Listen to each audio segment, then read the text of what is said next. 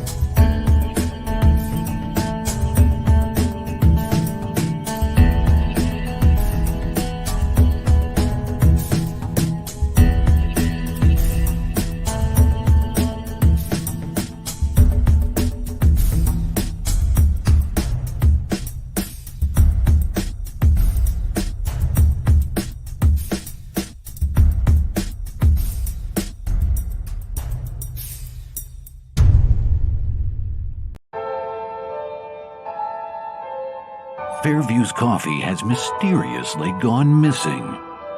Mayhem ensues when strange, coffee-craving zombies plague the city. Detective Mickey Potatoes, an overworked public servant, uncovers why ordinary citizens are losing their minds and how to stop the coffee apocalypse. But it involves the mafia. And when you're dealing with mafia crime families, nothing is ever easy. The mafia controls everything in the city, including the police, including him. If he breaks the mafia, they will break him. So, the city is without coffee. The city is burning before his very eyes, but he's powerless. Detective Potatoes has the power to stop the coffee apocalypse, but if he does, he could lose everything.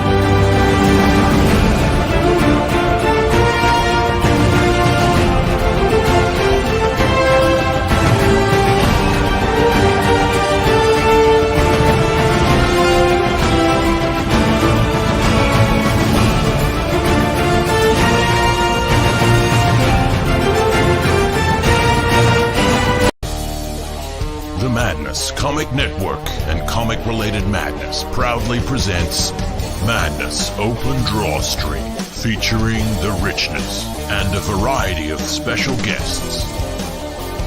Tune in to our content on Comic Talk with Pops Van Zant on YouTube.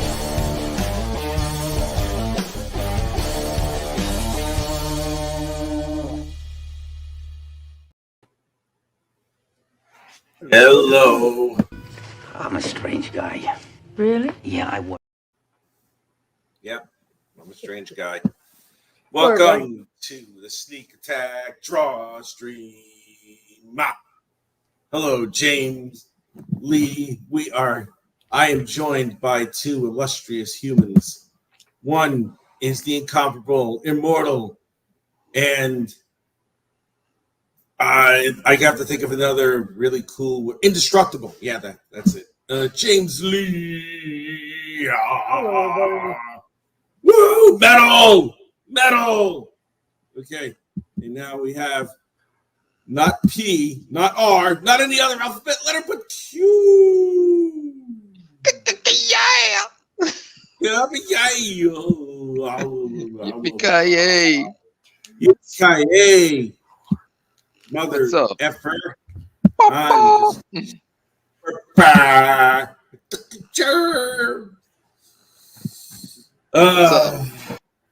Just chilling, man. I'm got a little cup of vino right here. Some Chianti is always a good thing. Nice. Little flat, actually. Damn. Oh, wow. How about that shit? Okay. Who else is here? There's two cats here. Okay. Well, we're going to keep these comment thingies open. What you working on there? My friend, what you working on? Me? You? Yeah, no, the other guy. No, X. Oh, yeah. Working on the Chrome this time. What happened? Working on the Chrome. Oh, okay. I'm not. I'm drawing this. Ta-da! Ah, yes. Dan can't Apart make from this. atrocity, you press, right? Yep. Goody. Yeah, I asked Tony if he wanted to show up, the new guy, Tony Bourne, but he can't. So it's like, yeah, well, I mean, it's okay. How's the wax? Now, how's the waxing? Oh man, you weren't there for it. You should have been there. I know, but I have stuff to do. That's why. Oh man. I know. All right. Well, what you on, man? What you working on there, James? Well, it's just I'm doing one of those exciting pages. Hold on, I'll move the camera so you can see. That's it done. You see this beautiful bean footage here. Let's see some beautiful bean footage. Let's have a look. But I'm where she's fixing to really nail the werewolf right in the balls. Oh wow, that looks like it hurts. So yeah, it's moving along really well. So Okay, cool. Cool, man.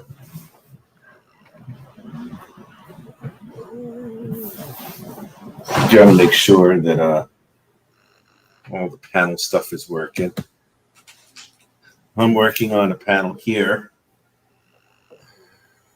where this guy is about to be consumed in the most unusually pleasurable way. But yeah, I'm gonna. This weekend, have either of you heard of those really small computers that are coming out lately? The Geekom computers. the what? Geekom computer? What? Geekom, Geekom. No, They're I mini Geekom. PCs. They're like mini Macs. They're like Mac Minis, but even smaller than that.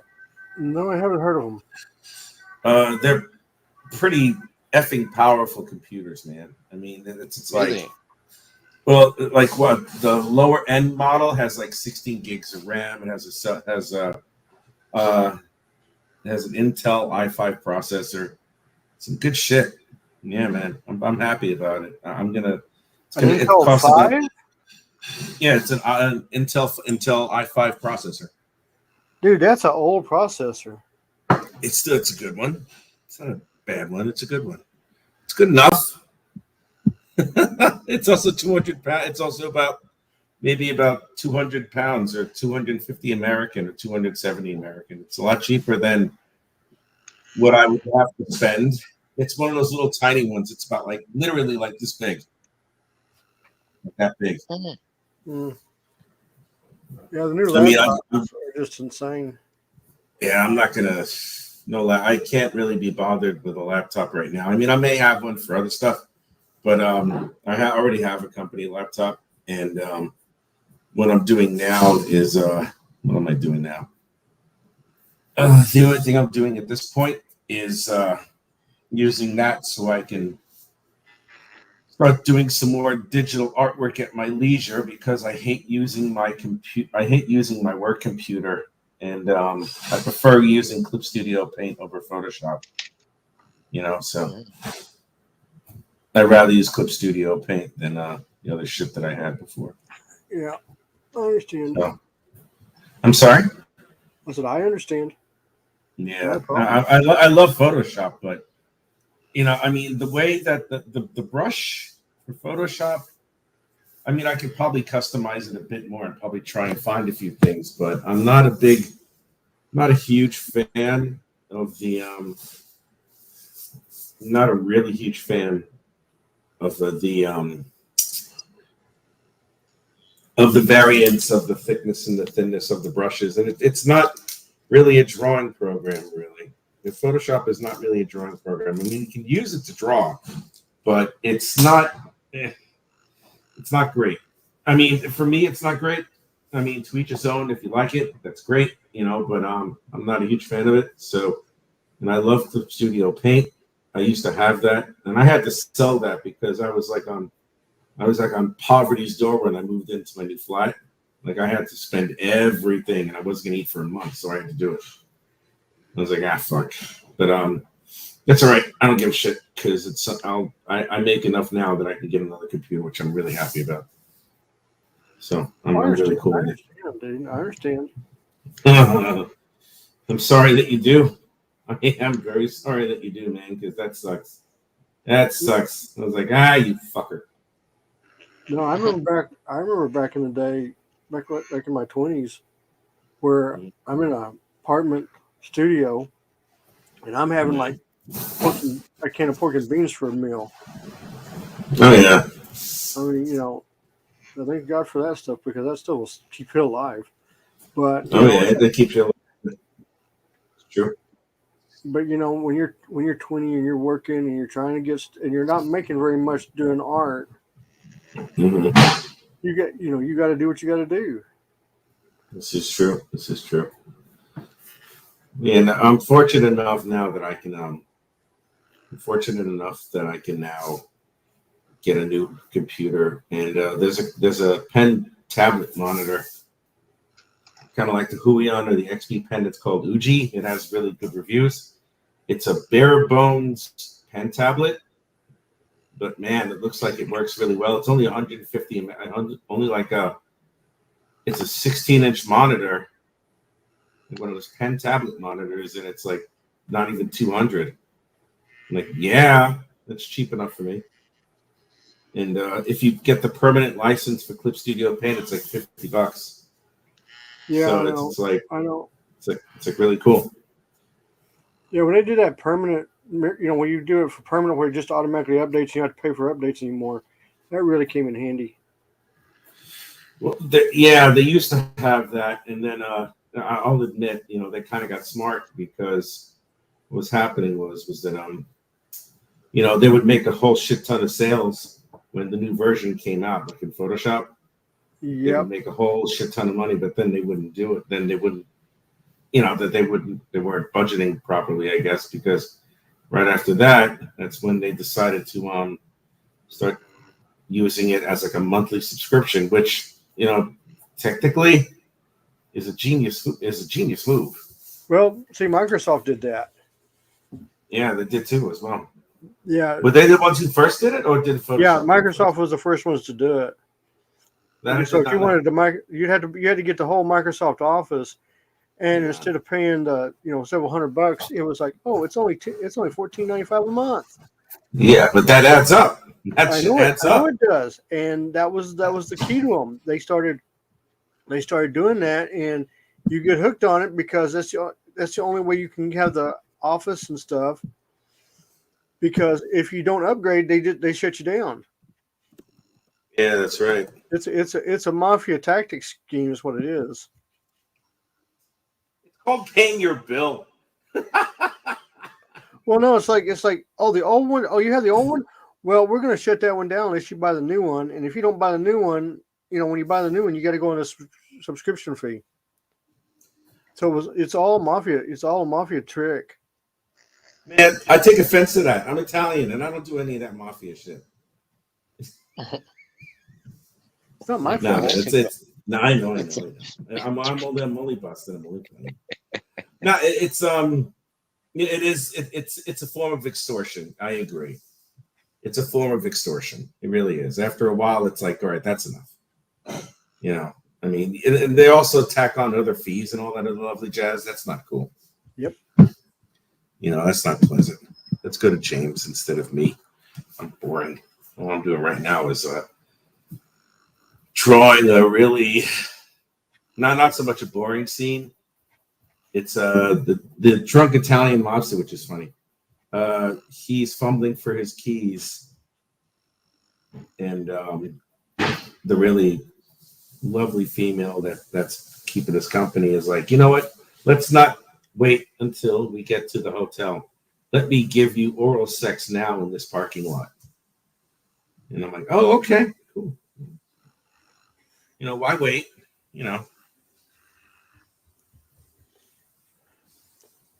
So I finally got to see that movie Demeter. I never. What movie is that? That's the one about Dracula on the boat. Oh, okay. All right. Oh boy, that could have been so good, but it falls short in so many ways.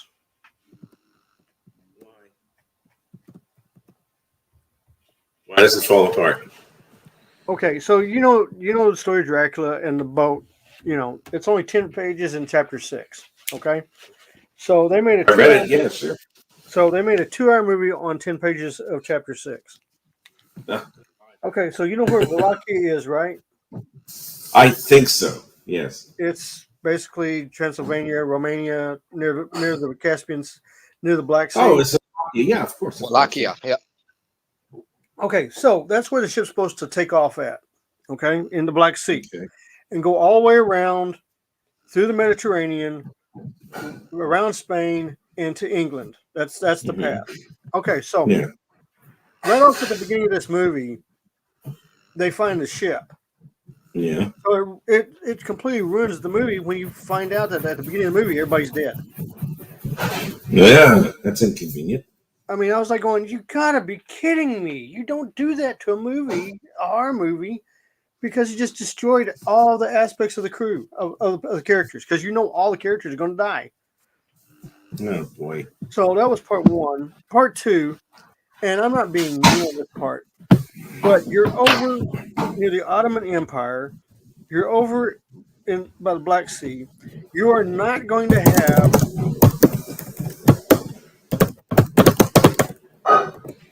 What did you... Not going to have what? You're not going to have a Cambridge-trained black doctor show up out of nowhere. In 1800s. Well, that's why they call it a plot device. It's like, all right, you just show up, cool. No, it's called playing stupid. Trying to put modern aspects into a movie from the 1800s. Oh boy! And of course, this is the main character for the movie. And who's the actor who played him? I can't remember, but the actor I liked. But it didn't fit. You know what I'm saying? He did a great job. There's a lot of that. It's. I think it's the DEI program. DEI. Yeah, what's the DEI program? The diversity, equity, and inclusion. Oh, that. Yeah. So. Yeah. when you sit back and you watch this movie, it's basically taking Dan O'Banion's script of Alien and putting it in the 1800s, and Dracula's the monster. That's basically what it was, and it's written like half as good. Because you really do not get. You can tell the throwaway characters in this real quick. And they make Dracula look like Man-Bat out of Batman. I'm Dracula. I'm serious. I was like, and then they had this girl on. Of course, they have to have a girl on the ship. She's a stowaway, and she's basically Dracula's eating on her on the voyage, and she's got a mental connection with Dracula, but she doesn't know where he is. But she doesn't know where he is on the ship. That doesn't make. How do you have a mental? How do you have a mental connection with someone on a limited area of space, and you don't know where the hell he is, but you have this mental thing where it's like you can feel him. It's like duh. I mean, I would say the best part of this whole movie had to be the little boy when he gets killed. No. Oh yeah. That had to be the best part of the whole movie. I was like, oh, that was freaking awesome. Why was it so awesome that a child died? No, okay. So this is what happened. So they find out about Dracula and like that, and the captain of the ship, it's his, I think it's his nephew, if I'm mistaken. And the boy's about probably 10, 11 years old. Mm-hmm. So the boy ends up in the captain's cabin and locks the door because he saw Dracula. The problem is Dracula's in the cabin with him, and they're trying to break the door down. And as they're breaking the door down, they watch as Dracula kills the boy. Well, that's pretty creepy. Oh, dude, that was like that. That was the only horrific, scene. The whole thing. I was like, okay. Oh my god. I mean, it's they put this character in the Black Doctor in. Basically, he's the one that survives. And he decides that he's going to hunt Dracula. I was like they turned this black guy into Van Helsing is what they did. Okay. And I was like, oh, come on, really? I mean, I would have not have written this script the way they did it. I wouldn't have filmed it the way they did it. Because you don't, as a horror author, you don't put the plot. I mean, in the book, it shows they found the ship and they're reading the captain's log. But if you're in a movie, you don't do it that way. Because you don't give away the ending at the first of the movie. Yep. That's true. I mean, it could have been such a great movie. It really could have. It had all the aspects of a great movie, and they flubbed it. Oh, boy. I hate when they flub things. Yep. Yeah, it's just one of those things. And it's because of DEI. Huh? Because of the DEI. Yeah. And then you have Renfield, which that was funny as hell. I have yet to see that. That's with Nicolas Cage. Nick Cage. Yeah, Nick Cage. Oh man, I couldn't stop laughing at the end of that movie. Oh Jesus Christ! Oh no, the way they killed Dracula. Oh my God, that has got to be the most original way to deal with Dracula. I mean, the most original. I was like, oh my God, I just want to start laughing. What happened? How'd they kill him? Well, they get him captured in this spot where he can't get out, and in this room, this is like a BDSM room. Nice. With torture devices and weapons and everything. And they do, I mean, they end up chopping him up in pieces and burning him. And I mean, do everything they can to, they go, we really don't know how to kill him. So we're going to do this and we're going to do this. And the music they play with it, you're just sitting there going like, am I supposed to take this serious or am I supposed to laugh? Because this is funny. I mean, the way they did it, it's just, I was like, oh my God. I can't even imagine. Oh, dude, some of the stuff I was watching, I was like, I can't even imagine they pulled that one. They did that. Oh man. I would have liked to have seen. You know, at some point or another, I would have liked to have seen that. Yeah, it's. I mean, don't take it too seriously because I do like the support group scene where Renfield goes for support, like an AA meeting. That's pretty funny. Then Dracula shows up at the AA meeting. It's real funny. Why would he show up at an AA meeting? Oh my God. It's not an AA meeting. It's like a depression meeting. You know, where you go where you get to talk stuff out with other people, and he starts talking about Renfield starts talking about Dracula as his boss and how, you know, he's chased him for years and he's just mean. He did this, and they're like, "Oh, you need to be doing this and he did this," and then Dracula shows up and they're like, "Uh-oh." No. Oh my God. Nicely done. Nicely done. I will see that at some point or another if I ever decide to watch movies ever again. Yeah, Renfield, Renfield's okay, but the meter, oh boy. Oh boy. That much of a letdown, huh? It's terrible. It was a letdown. It really was. It felt so many ways. It's just, you know. Oh, man, I'm sorry. That's one thing that I hate more than anything in movies. I mean, it's like they take the best parts of the movie in the trailer, and then the way that some people have the trailer, they make the movie look so fucking good, and then when you actually get there are times when it's like, there are times when I've seen trailers that are just outrageous, and all of a sudden it's like, well, this movie is bad. I'm like, holy shit, man. I mean, how does anyone make a movie that bad? You know, but then all of a sudden it's like you have a crap trailer, but then the movie's amazing. Oh man. Yeah, I mean, I miss that. Like I said, I mean, it had the meter had a $41 million budget, and it looked like they put all the budget in the ship and Dracula's CGI. Mm-hmm. I mean, the costumes were good. I thought where they filmed it where they're getting on the ship and stuff was good. You know, okay. But it's pretty simple once you get on the boat. You know, that's the only prop you need. Yeah. You know. Yeah, I guess. For what they're doing. Yeah. Agreed. It only made $21 million. Oh boy. It bombed hard. Oh man, I'm sorry. But then you got Disney, who's fixing to put out Snow White. Oh God. Well, I don't.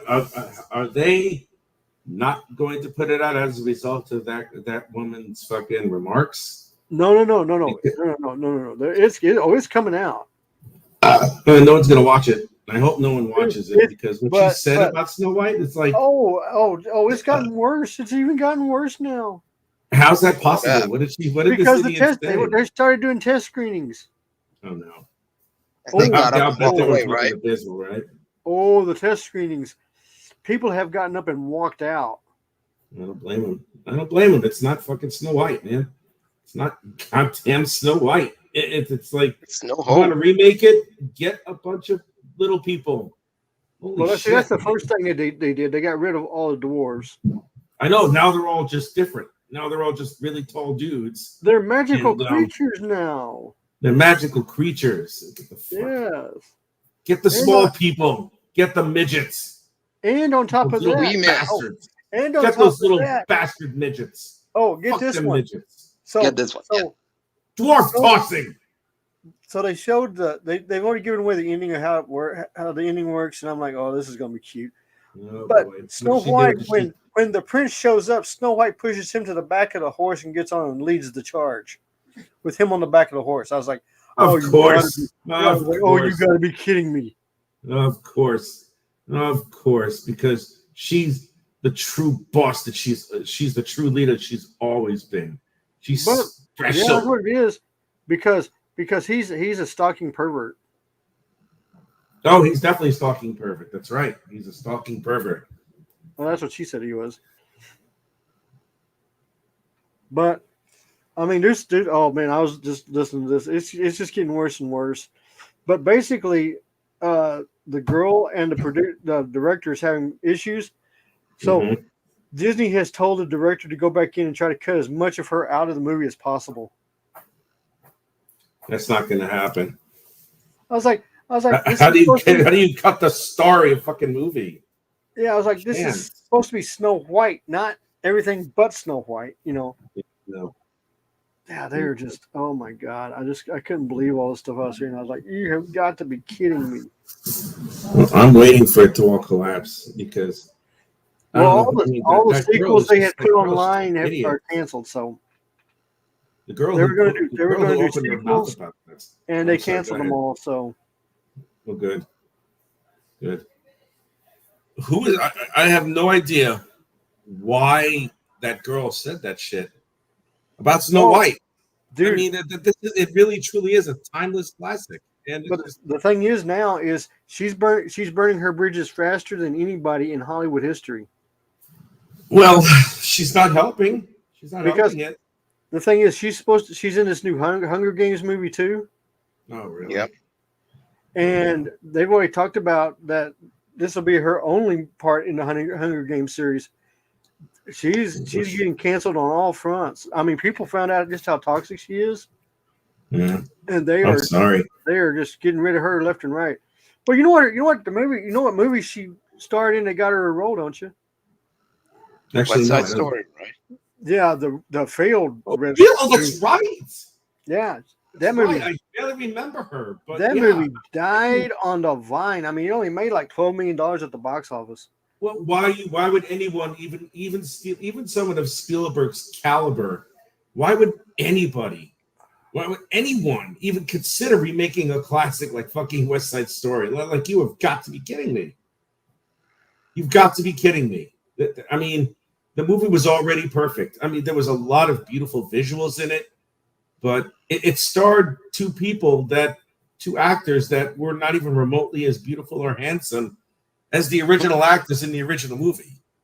I'm like, if you're going to do it, really doll it up. But it's like, I mean, Rachel Ziegler isn't terrible looking. You know, she's pretty.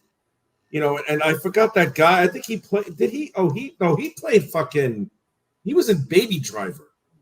I'm like, Jesus Christ, man. He wasn't a handsome fucking dude. You know, I mean, if you're gonna get someone like that, get someone at least relatively decent looking. The guy looked like he looked like an over steroided, extra chromosome 12-year-old boy. Wow, that's Tony. That's Tony. Holy shit, man. Tonight will be just any night. Get the fuck out of here.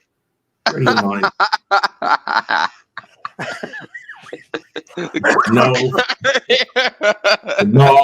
Tonight will be just any night.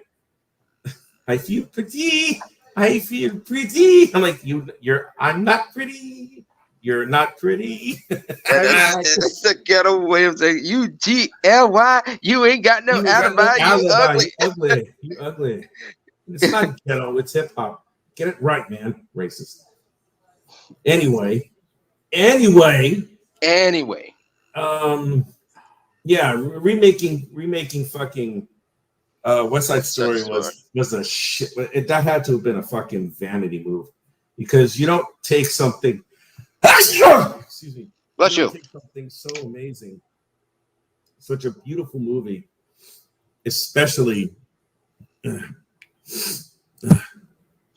Michael Desjardins. Hey, man. Sure. Bless you. Thank you. Sorry. Bless you. No, the one Change of Seasons is fucking killing me. I know. The thing about that West Side Story movie is it was Steven Spielberg. I was like, how do you? I just said it was Steven Spielberg. That was the whole thing. I was like, how do you mess this up?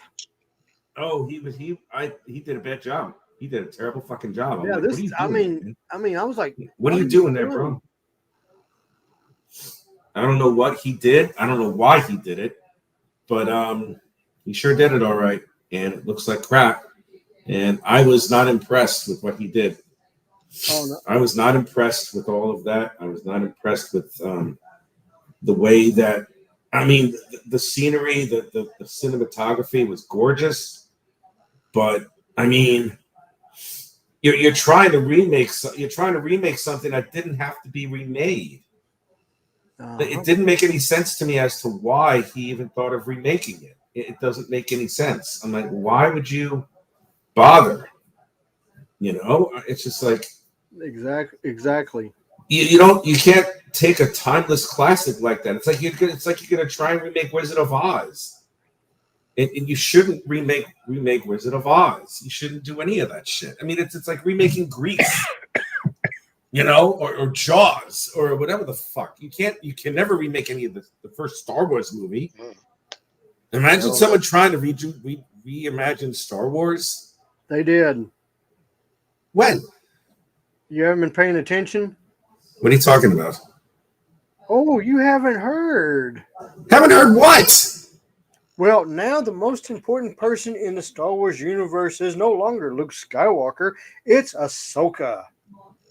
Oh yeah, but they're trying to save her. They're trying to save the Star Wars thing, and there's some marginal appeal with Ahsoka. Rosario Dawson. I mean, I love her. You gotta understand. You have to understand something. Ahsoka was created before Disney got a hold of it. That is true. It was true. Okay, Ahsoka was Anakin Skywalker's Padawan. That's right. And she was in the Clone Wars cartoon series, she was great. I'm sure she was. I mean, it was a whole fantastic stuff they did with her. I'm glad. But the problem is you have these now. What they're doing with her is basically turned her into Gandalf the White. Oh boy. Yeah. Really? All right. I mean, I canceled my subscription to Disney, so I'm not watching it at all. But I'm not bothered with Disney. I don't bother with Disney at all now. Yeah, there's nothing going on with Disney. I'm not paying for a subscription service that means absolutely nothing to me. The only time I'm ever going to pay for anything like that is if The Boys come out or if I feel like watching Picard. Because I've already seen a whole bunch of all the episodes of Picard, third season, which was far and away. Holy God. The first season was The second season was absolute shit. But then the fucking third season of Picard, oh my God. Yeah, that's what I heard. I heard the third season was fantastic. So good. Dude, I'm not lying. It was so good. I mean, you had Picard. Picard was a man again. And it was like you had you had all the crew and all that. You had all of them. It was spectacular. It was all spectacular, man. Truly great. It was such a good series. They had a good send-off, and it was you couldn't get any more perfect a send-off than you could with that movie. It was just absolutely astonishing, dude. For real. It was so good. So good. And I don't know, man. I think what happened is that I don't know, with the first two series, I don't know why, but they had a new showrunner, Terry Matalas, and that boy, he loves Star Trek because he really gave it all the respect that it deserved. Man, did that show pop. So many things in so many ways, and all the humor that was in it and all the awesomeness. Dude, you just simply cannot get any better than that. You can't. And I was so pleased when I saw that. I was so pleased with everything that they did that. I was like, at least give them a send-off that was worthy of something. And I'm glad they did. I'm really happy that they did, man. Oh, boy. Let's see. What do we got here? Let's go to Q. Ta-da. All right, it's just cleaning up. Mm. Right, guys, I'm going to probably stop this draw stream at about either 5:30 or 6 because I'm not feeling super well. Mm-hmm. How come? I think I have. I'll be honest with you. I think I got some sort of infection in my arm. Oh shit! And, Dude, that's not yeah, I good. know. Yeah, I know. And I have to get it checked. and I've been taking penicillin, and it's working. Mhm. It's just that the penicillin is knocking my ass out. You know what I mean? Yeah, I'm like, that's there's enough. sometimes that does that. How come you got Yeah. that? That's my question. It could be an errant bug bite. I'm being serious. It could be just a bug bite, and Dang it. you know, and it's like, it just really sucks that that's happening. I'm like, oh fuck, you know. So I think what I'm gonna do is just, I mean, I'll do this at least for another half hour, but I'm not feeling all of it. Cause I mean, I wanted to go online and I wanted to see who else was around here and everything. But also Monday is the first day of class. You know, we already had our induction shit. We already had all of our introductions and all that stuff. So I'm like, oh man, here we go. Mhm. And So what do you teach actually? I teach traditional art, which is the foundational art, perspective, composition, and color theory, color schemes. Nice. And then I teach character concept design. You know, and all that. I teach character concept design for video games, or you know, for movies or animated series or whatnot. I also teach sculpting, traditional sculpting, and what else is I going to say? I'm also the life drawing teacher in my school for years 1 and 2 of the games art department, and I'm also working on a cross-collaborative assignment. It's titled Building Alliances, and it's with my counterpart, or my variant, as you might say, over in the microbiology department. And we've come up with a concept where it's like, I have teams of 4 selected out of 40 students, and she has teams of whoever they might be for her students, and they're going to write a game or a simulation on the exploration of cell structures, of many kinds of cell structures, whether it's plant cells, animal cells, you know, whatever fucking cells, and it's going to be run like it's an actual game studio or like a concept art studio, and it's going to be pretty sick. I'm really happy about it because, man, it's going to be great. You know, I've spent most of the summer planning it out. You know, it's like, okay, how are we going to do this? How are we going to do that? You know, so it's going to be nice, but it's going to be difficult because I'm teaching 3 classes this year, whereas last year I taught 2 for a little while, and then I taught 1, and I'm going to be the tutor for about 50 odd students. So I was going to be the tutor for about 70 students, but I think my course leader, or the guy in charge of the major, he had mercy upon me, and I'm like, man, I would have done the 75. I wouldn't have given a shit, you know, because I'm nuts like that. But you know, it's like, I think what's going to happen is it's going to be a good year. I think it's going to be a really good year. At least I hope it is. You know, we'll see what happens. But yeah, man, I'm psyched. I'm psyched up. And the only caveat is I have to do the life drawing presentations on video because we only have 2 hours for drawing. Oh. And as a result of that, you know, if we had a 3-hour class, it would be a lot better because then I would have time for the presentation and we just go into the poses. But now I have to, well, not only that, now I have to make sure that there's enough time for the posing.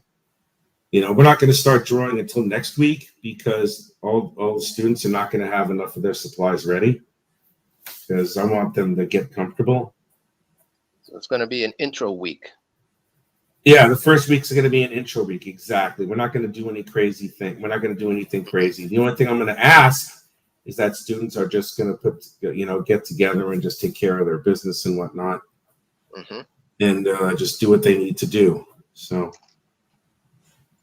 I'm counting on them. I think they'll do very good. There's a whole bunch that are really good. I cannot wait to see any of these kids. I can't wait to teach them. I'm really excited, man. I really am. I'm super excited with these guys. Oh yeah, I am. I'm really excited to see these guys. I can't wait to teach them all the right stuff. Blah blah blah blah blah blah. I'm a damn good teacher already as it is, and I'm only going to get better. I can't wait. I cannot wait. I cannot wait to be the teacher that I want to be. And I'm also studying for my master's degree in teaching while I'm doing all this other teaching shit. So yeah, I'm going to be up the ass with teaching. I'm going to be up the ass with teaching the whole fucking time. You know, so yeah. Education. Mm-hmm. It's going to be a little nuts, man. It's going to be a little out of my mind. Teacher, take it along. But you're going to continue doing your books, right? I'm sorry? But you're going to continue doing your books, right? Well, what's happening is my friend Phil is coloring The Roaring, which is something that I finished last year. And the money that I'm supposed to make from this book over here is going to pay him to do the coloring. Nice. Yeah, well, you know what? I was in a rather destitute area, man. I was in absolute shit. My ex-wife and I, we split up, and I was still living in England, and I had 3 months left on my visa, and I had no idea what the fuck was going to happen. Like, we broke up 3 days before the Kickstarter campaign launched. And it was a successful one, but it would have been a lot better if things were okay. But what happened was for a few months I was rather destitute, and I had to use portions of the Kickstarter money over a span of time in order to survive. Because when you're living in another country and you only have an X amount of time left to stay in that country, you can't get an apartment. You cannot get a flat. Yep. So what I had to do was I had to pay for Airbnb, which each month was well over $1,000. Jesus. And it was one fucking room, so it's like, and I had to deal with shit like that for about 7 months until I was able to scrape and save up enough to do that. And a lot of people who backed my book, they've been really great about it. And I'm like, well, you know what? I had no other choice, but I had to use some of those funds. I didn't use all of it, but I had to use some of the funds. And like a month after we split up, that's when I got the teaching job. So I had to learn. I was teaching 2 classes that I never taught before. So I had to get a lot better at teaching, because I'm like, this is really like literally my last chance, because, my wife is a piece of shit and she threw me out. So I'm like, you're a cunt. So I had to do what I had to do, and I did it well. And now I'm staying at my job, and I'm happy about that. And as a result of all that, now I'm finishing up The Roaring. I'm going to make sure that book is back in. And once that book is done, I'll have spent more money than I got from the Kickstarter, because I'm paying someone to color it, in which I would have colored it first. And then I have to pay for the shipping and the printing. So even though I got about $2,500 in backing, I'm going to spend at least $3,500, because I have to pay for the coloring, which is already expensive enough as it is. And then I have to pay for it to be printed and shipped across an ocean. So this is my penance because of what I had to do. I had no choice. But at the very least, I did it. And I would never screw over anybody I would never screw anybody over. I would never do that. And I did say, I promise I'm going to get this to you, and I will. And thankfully, no one has said that I'm a deadbeat piece of crap. I've always made it pointedly clear that I'm doing this that I'll get there. I always made it pointedly clear that I'm around. I wasn't trying to duck anybody. So, yeah, that's why I was just, let me do this. You know, this is a form of penance because, you know, I was granted the grace of getting my dream job, literally my dream job. I love teaching. I love it more than I love comic book art. And I was given this chance as a result of getting hired. And now that I'm hired and I'm staying here for good as a teacher, you're going to make the best of it.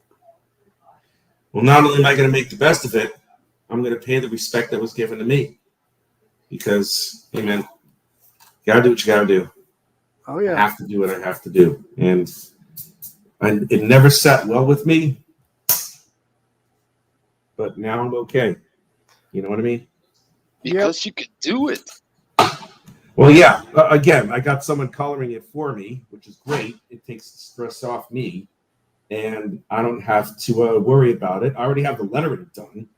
The only thing I have to do is just pop the lettering in after everything is set, save it as a PDF, drop it into the template that I have for the printing, and ship it over. And then that's it. And then I'll take about another year at least until I start doing other stuff aside from Lady Blasphemy, because I'm on Lady Blasphemy for all 3 issues and possibly 4. And it's the only thing that I can do right now because not only am I teaching 3 different courses, but I'm also studying for my master's degree in teaching. And that's a pain in the ass. So I'll be doing this for quite some time. But this will be the one thing that I'm working on. And I have a time. Well, I have a time perfectly because what I'll do is I can during the week I have my teaching studies. And then one day during the weekend, because we've already agreed on a schedule, I draw and I take the entire day to draw 1 page of Lady Blasphemy every weekend. It's 4 pages a month, 5 pages a month sometimes, and then poof, the book is done when it's supposed to be done.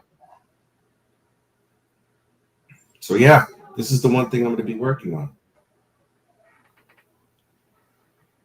Awesome. Yeah, well, it's only awesome if it works. It's only awesome if I make sure that I get my master's degree, so I could teach anywhere in the United Kingdom and make literally twice the amount of money that I'm making now, which would be really nice. You know, You so have a it's teaching like, license, right? well, I have my teaching certificate.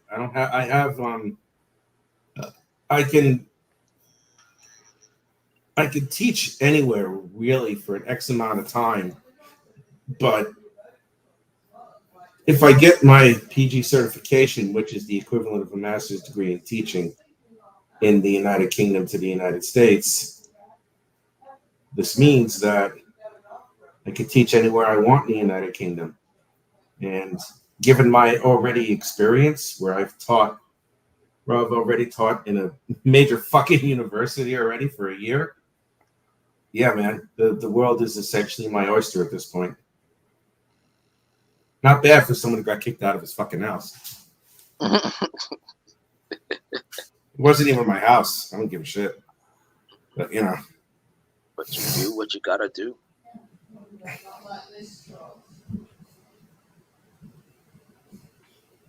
You could do it.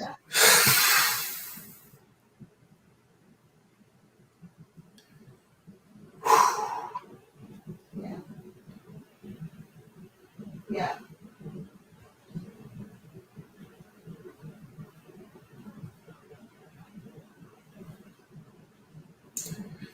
So yeah, that's my saga. So exactly. Now I have a question for you on this one. So Sure, go right ahead, man. So is your ex British? Yes, she is. Okay, that answered it. Okay, never mind. Yeah, she's British. Yeah, she's British.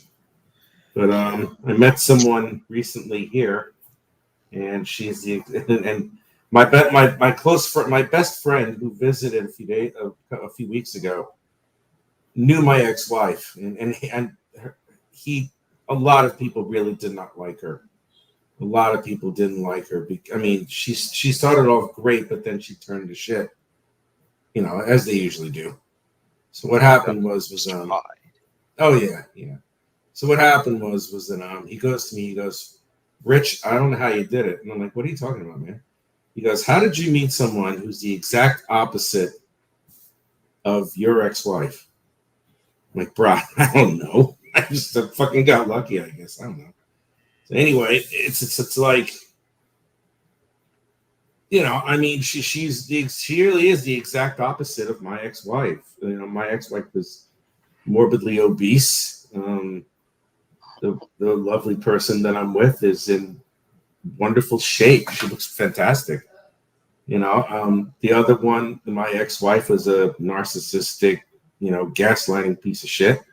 The girl that I'm with is sweet, generous, and she's my partner. She's great. An angel. Oh, good for you. Well, I got lucky, because she's really fucking wonderful.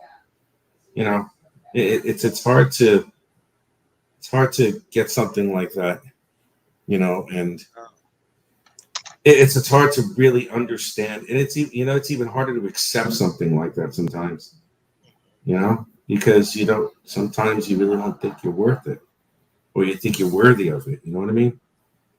Sometimes you don't think you're worthy of all that happiness and love, and then it turns out that it shows up on your face, and you're like, wow, I'm happy with that. And she's great. She's great. If you look at the video where I had my back waxed, she was the one who was doing the waxing. So you'll get to see who she is if you want to see that. That was on Duck's Coffee Shop a few days ago. That was a fucking laugh riot. Oh my God. Dude, I really had my back waxed. So was it as painful as the 40-year-old virgin? No, not really. I mean, it wasn't terrible. It wasn't terrible, but man, was that shit fucking. It was not comfortable. It got easier as I went along. Well, you heard the story behind that movie part, right? Well, no. What was the story behind it? Okay, they actually did it. Yeah, I know they did it. They actually did do it. Those yells are actually him really yelling. Oh, I know.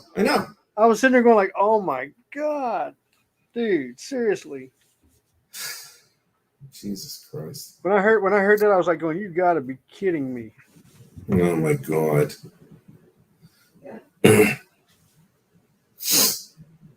Oh, 1 second.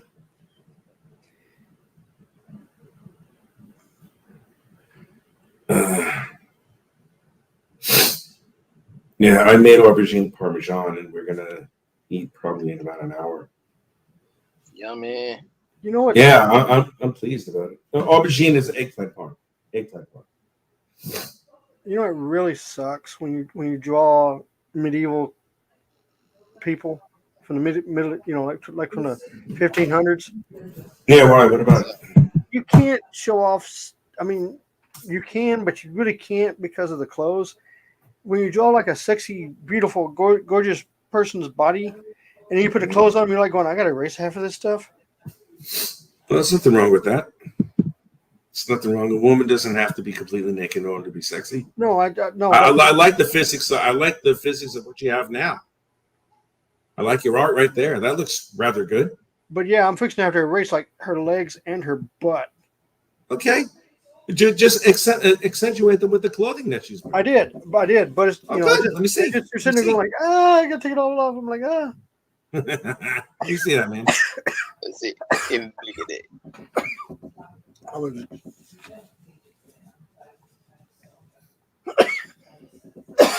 Oh, that's nice, man. That's elegant. Nicely done. See here, all this in here is going to be erased. All this. Oh, I see. Okay, that happens. It happens. It's just like, Well, look at it this way. You're going to be able to draw it again the next time. You'll be able to draw it again. All right. No, I just grab a sketch cover and do a Savage Land Rogue drawing or something. You know, that's what's weird about that is she What's only that? shows up in 3 issues like that. In all of X-Men, Rogue only showed up in 3 issues in that outfit. And it was just only a few pages. But it's like the number 3 iconic outfit of all time. I know. But, you know, it is what it is, man. Sometimes you just can't stand not seeing Rogue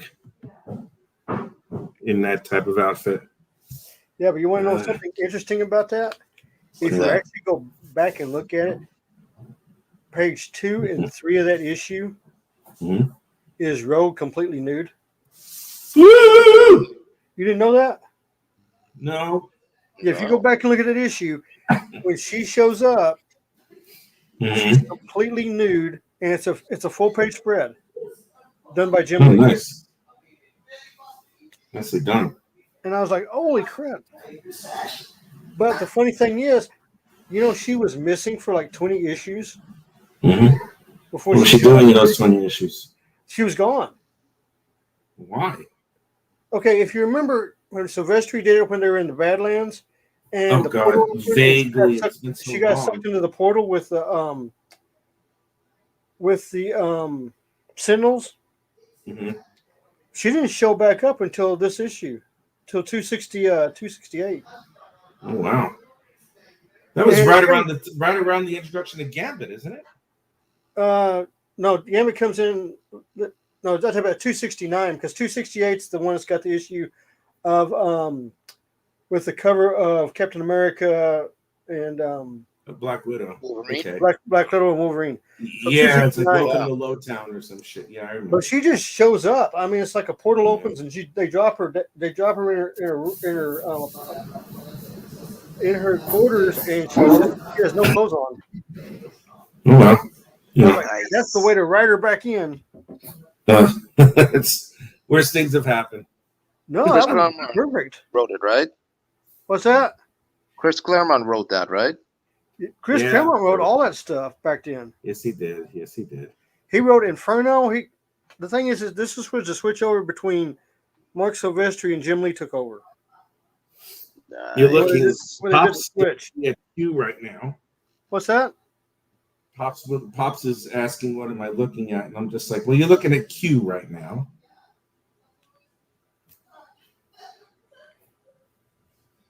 All right.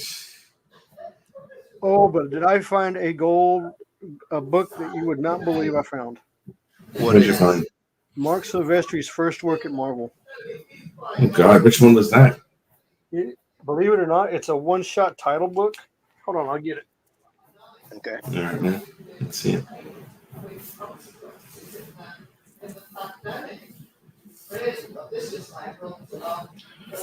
It is titled, you ready for this? All right, go ahead.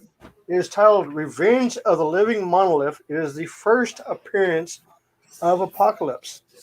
Oh, I remember. Shit. Is that was that like one of those early graphic novel series? Yeah, it's a one-shot. But check this out. I remember that. Go full screen. Let me see that. In Bigany. Yep, I remember that. Oh yeah, I remember that one. Yeah, that was so good. That was so good. But look there, David Michael, Mark Silvestri. Oh yeah, that's Mark Silvestri's first work. Okay. Revenge of the Living Monolith. Yep. And his first appearance. Okay. There.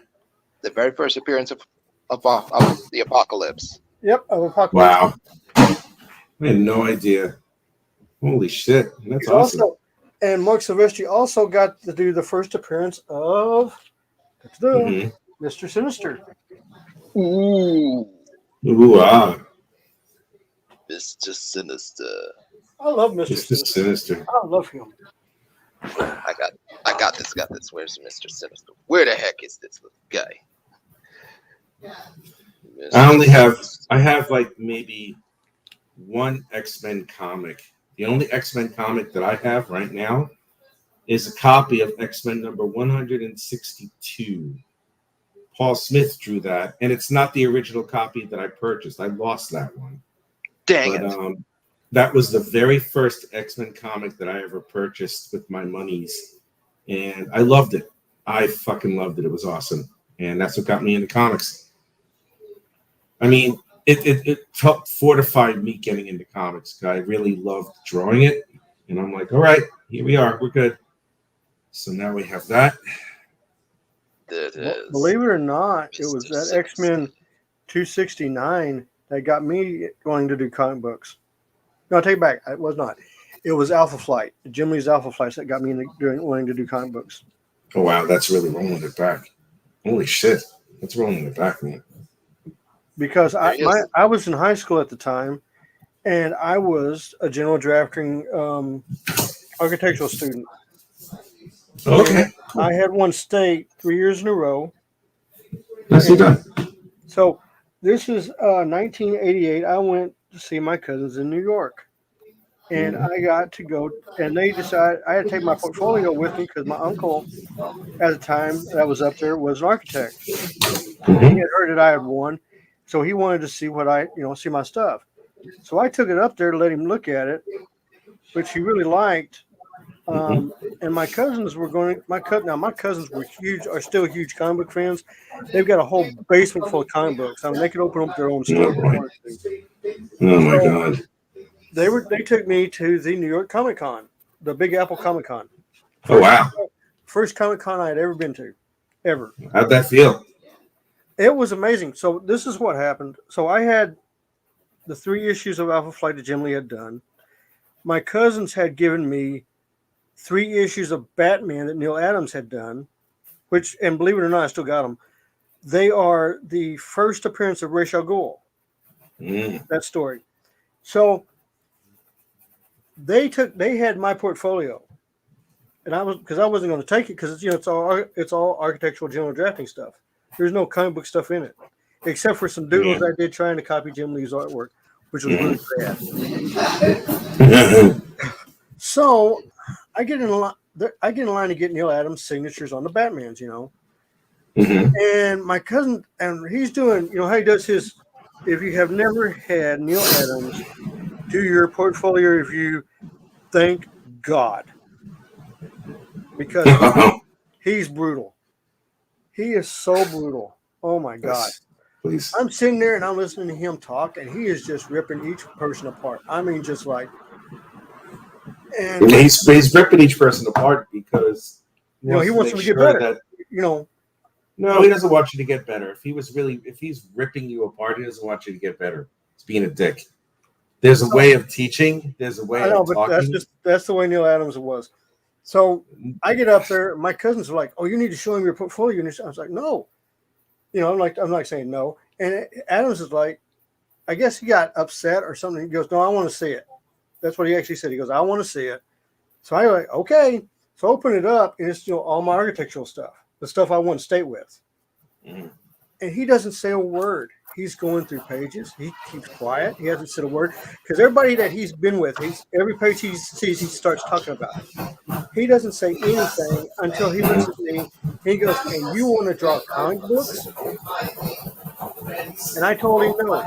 I wanted to work at Skunk Works. So why haven't you done that? Well, hold on. Let me finish the story. So he puts everything back together, hands it back to me, and all he says was, "Good luck." That was it. He didn't say anything else. What I found out later on was he had taken general drafting and architecture as well. So my guess was when he saw, he was like, "Okay, I can't even. This is too good." So I go around the corner, and there's Jim Lee. Okay, I didn't know Jim Lee was Asian. Okay.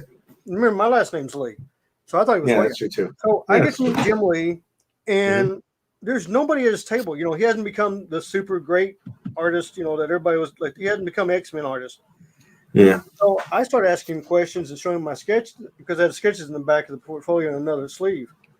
And he's like, "Okay, yeah, your anatomy's way off. This is what you need to do." He took 20 minutes and drew me some Post-it note size pictures of how to fix the anatomy and how to do the the spine and how to keep the spine aligned and everything like that, and how to keep the hips and everything. So he did that for about 20, 25 minutes with me. And then he asked me what I was going to do, and I was like, well, I had signed up for the military, and I was going to go in as a medic, and then I wanted to go work at Skunk Works. He goes, if you really want to draw people while you're and you're going to be a medic, get you some anatomy books. Pay attention to the muscles. Pay attention to the skeletons. Pay attention to everything they tell you like that, and start drawing what you're learning as a medical student. It'll help you a lot because see, I didn't know he had gone to medical school. Yeah, he was a doctor he was going to go study for be a doctor. Yeah, he was going to be a doctor. Yeah, so I leave there. And I go and meet up with my uncle and everybody like that for lunch and like that. And this is when everything crashed in the architectural field. In '88, the architectural field crashed and burned. And why? What happened? It just totally collapsed. And he was telling me about how bad it was. And I was like, okay, I'm going to rethink everything. So I went to the Army for 4 years. And while I was doing my stuff at the hospital, I got downtime. I would draw. And in '92, I came back out, and the architectural stuff was still bad. So '93, Image started up. '92, '93. So I bring my portfolio this time, and I meet up with Rob and all the guys from Image at the time because they just started Image just like that. And they were giving me test scripts and everything like that. But the thing was, I just couldn't get any work. And I ended up getting hired by New Japan Pro Wrestling, and I went to Japan. And no, you don't understand. I was drawing T-shirts for the wrestlers. Oh wow, nice! I was making a buttload of money. Good for you, man. So I was like, okay, comics can wait. I'm making money, You're 25. You're in Japan. I had been in Japan in the military, so I was kind of familiar with it. And I'm making like $100,000 a year. I was like, oh yeah, I can stay like this. So I didn't come back to the station like I want. No, man. That's a lot. Yeah. I've got a nice house and sports cars and everything now. What happened? So no, now I've got sports cars and everything like that. My day job, believe it or not, is I manage the third busiest airport in the world. Wow, nicely done, man. So that's what I do now. That's my day job, and I write horror novels and do comics. Nicely done. Nicely done. Yep. Excellent. But I'll tell you, I'm certain you're proud of all of your amazing accomplishments, man. Good on you. Well, I'll tell you the biggest compliment I ever got. What would that be? And it had to do with my novels. Okay. There's a young lady. Her name is Christina, and she is my cousin. But her father is the late Christopher Lee. You mentioned that. Well, What? yeah. Oh, yeah. I'm related to Christopher Lee. Yeah, you mentioned that. You related to Super? No, I'm related to Dracula. Oh, nice. Not Christopher Reeves, Christopher Lee. Christopher Lee. Dracula, Yeah, Thoramon, Count Dooku. Mm. Yeah. So when she read my novels, and she said her father would have loved reading the novels and would have loved playing the Count. It really hit home. Oh man. So. All right, guys, I'm gonna cut it off. I'm gonna get. I hope not. No. God. Anyway, I'm gonna get going. James, where can we find you, man? You can find me on Twitter, Facebook, on Minds, on Truth. I'm everywhere. I even got a YouTube channel, so check it out. Yuli Chow. So you'll be able to find me there. Hey, everybody. Good morning. What's going on? We're about to leave. We're about to leave. I'm tired and I'm full of freaking penicillin, and I need to rest and I need to eat food. I wish you got here a little earlier, Keely. But anyway, I did this for the show? Here you go. Yeah, let me see. Let me take a look. Nicely done. Nice. There you go. Rah. Good for you, man. Not bad. Good. It's really good. Now, tell us where we can find you here. You can always find me here at the Madness Comic Book Network on YouTube and Roku. Thank you, Bob. And you can always find me here in the Madness Comic Book Network on YouTube and Roku. Oh my God, guys! Thanks for showing up for the time we did, man. Yeah, it's always fun. I'm bushed. So anyway, I'm gonna see you cats later, and we'll definitely do this again next Saturday. And Sounds good. I'll see you cats later, man. All right, have a good one. You too. Hope you feel better.